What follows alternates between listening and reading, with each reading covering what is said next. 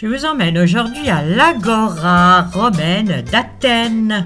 Nous sommes au pied de l'acropole et là, les Romains, au temps d'Adrien, ont construit tout un centre avec l'Agora. L'Agora qui était la place publique où tout le monde pouvait venir discuter des choses publiques. J'ai dit choses, c'est res, et public, publica. Vous l'entendez vous-même, ça fait république. Mais à l'époque, ça voulait dire les choses publiques. Donc on venait parler des res publica. Regardez, il reste vraiment des murets, des fouilles ont été faites, une nouvelle église construite, c'est certainement pas la meilleure idée. Et au milieu de tout cela, on retrouve l'ancienne structure de l'Agora romaine, puisque voilà la reconstitution des bâtiments tels qu'ils étaient à l'époque de l'empereur Adrien 130 après Jésus-Christ. Regardez le plan, avec au milieu le numéro 25, c'est le temple des 12 dieux de l'Olympe. Le 24, c'est le temple d'Arès, qui était la déesse de la guerre. Et donc vous voyez là, tous les petits magasins qui sont mis autour, car c'était aussi un grand marché. L'Agora, on venait faire ses courses. Voilà la fameuse route des Panathénées qui était utilisée les jours de grandes fêtes par le clergé, enfin l'ancêtre de nos processions, si on peut dire. Et là, tous ces murets avec tous ces mots qui ont été créés là. Je viens de vous parler du mot république, mais il y en a bien d'autres. Kratos veut dire gouverner, donc l'aristocratie, c'est le gouvernement des meilleurs. Ça, c'est sûr. Puis la plutocratie, le gouvernement d'un grand nombre. Et enfin, la démocratie, le gouvernement par le peuple. Donc voilà tous ces mots qui nous viennent du grec, du latin et que nous employons tous les jours et qui ont été prononcés pour les premières fois dans ces agoras.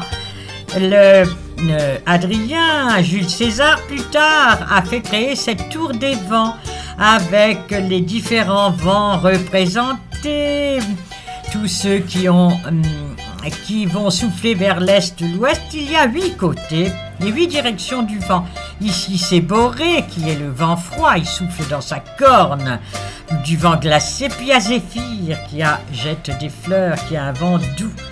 Tout autour, un quartier, le quartier de Plaka, avec des petites rues en pente. Regardez, on ne fait que monter et descendre les escaliers. Voilà mon ami Bzia qui m'accompagne pendant ce voyage.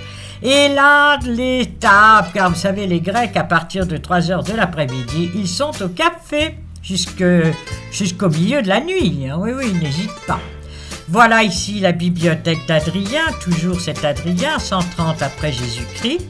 C'est là qu'il créa un bâtiment de 122 mètres de long par 82 mètres de large et 100 colonnes. Bon, il n'en reste pas beaucoup, c'est vrai, mais enfin, c'était grandiose. Puis là, la mosquée de Benzalir qui a été transformée en musée de la céramique en 1975. Vous voyez ici l'ancienne mosquée transformée en musée. Puis là, une petite église au 18e, le clocher qui a été rajouté. Donc 2 chapelles romanes, toutes mignonnes, toutes petites, avec très très peu de lumière, et l'intérieur tout à fait étonnant. De l'or, absolument à foison, mais trop, vraiment trop. Regardez ce lustre doré, c'est aussi impressionnant, on a vraiment...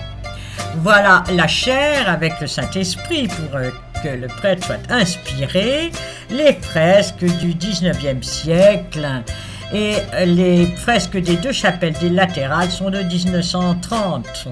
Voilà une icône, regardez ce Saint-Père, puis 3 autres saints. Mais alors, c'est encastré dans des espèces de niches, de bâtiments absolument surchargés, d'un mauvais goût fini à mon avis. Mais enfin, c'est ce que doivent aimer les Grecs. Regardez l'autre travée avec toujours cet or, ces lampes à huile, ces icônes toutes chargées. Regardez la Vierge et l'enfant Jésus, celle-là recouverte d'or, elle aussi.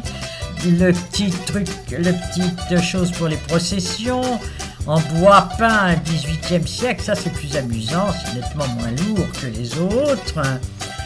Et puis, la plus vieille icône qu'il y a ici du XVIe siècle et qui a été usée par les baisers des pratiquants orthodoxes. Là, c'est le tableau de la descente de croix qui est un tableau italien du XVIIIe siècle. Donc vraiment un mélange absolument extraordinaire d'époque et de style. Voilà, nous laissons là la place Mona-Chiraki pour aller vers d'autres lieux fameux. À bientôt pour une autre visite dans un autre lieu magnifique à Athènes, car en ce moment vraiment je suis à Athènes. À très bientôt, au revoir.